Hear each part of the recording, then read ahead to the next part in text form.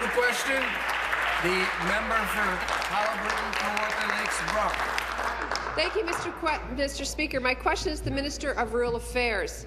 Minister, in the March 13th edition of the Peterborough Examiner, you were quoted as saying that you were shocked to hear that Kawartha Downs had failed to agree to terms with the province's negotiating team and that racing would end on March 30th, eliminating up to 800 local jobs. 800. The story went on to say that you were totally surprised because the negotiating team had put a substantive financial package on the table for Kawartha Downs, including race days for 2013.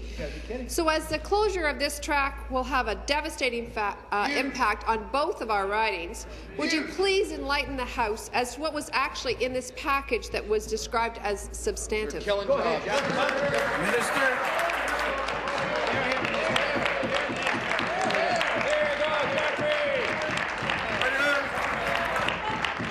Well, Mr. Speaker, I want to thank the question from my good friend from Halliburton, Kawartha Lakes Brock.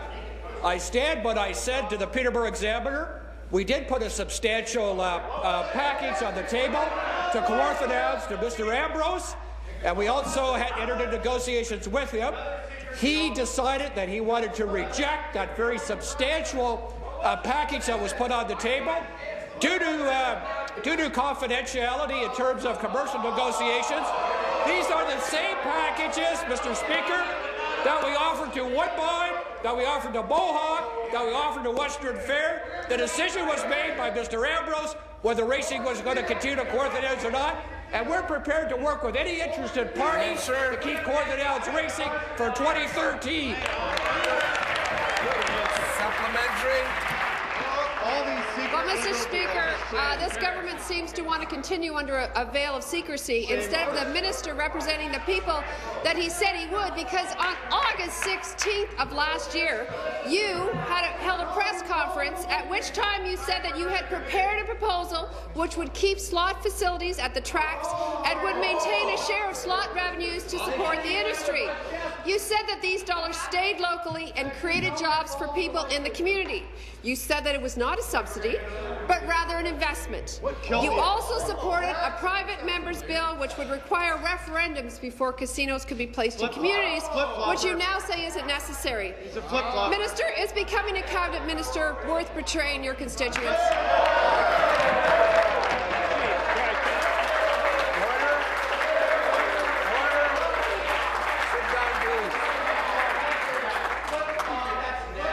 Minister. Thank you, Mr. Speaker. In response to the supplementary, a budget ago, when we had a budget allocation for the new Kawartha Trades and Technology Center. Stop the clock.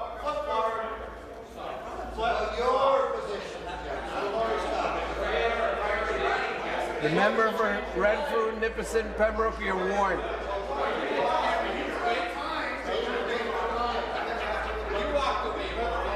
The Attorney General, order, please.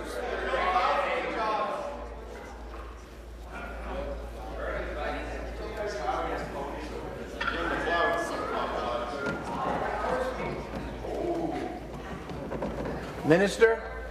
Well, Mr. Speaker, when the opportunity was there for the honourable member to support something in our region, the Kawartha Skilled Trades and Technology Centre, they, her and her colleagues, voted against it.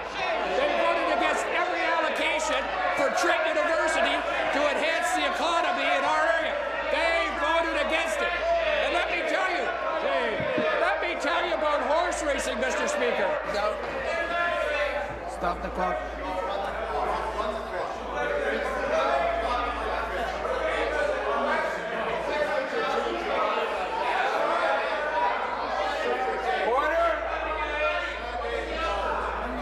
The member for Simcoe North, you're warned.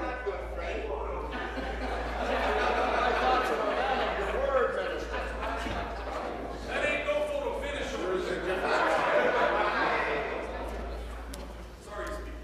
I'm sure all of us know when I stand, you're required to stay quiet.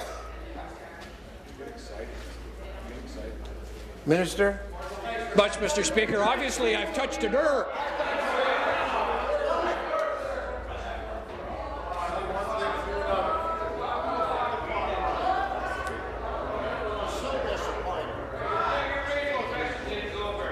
Would you like the answer or not? Minister, finish. Well, Mr. Speaker, when it comes to horse racing, I just want to quote the Honourable John Snowballin, who's part of the panel. He used to be a friend of the Friends opposite over there. And what did Mr. Snowballin say? The slots at racetrack program was neither transparent or accountable, and a new system was needed to put in place for horse racing in the province of Ontario. And we remain hopeful that there's going to be strong and vibrant horse racing. Here, please.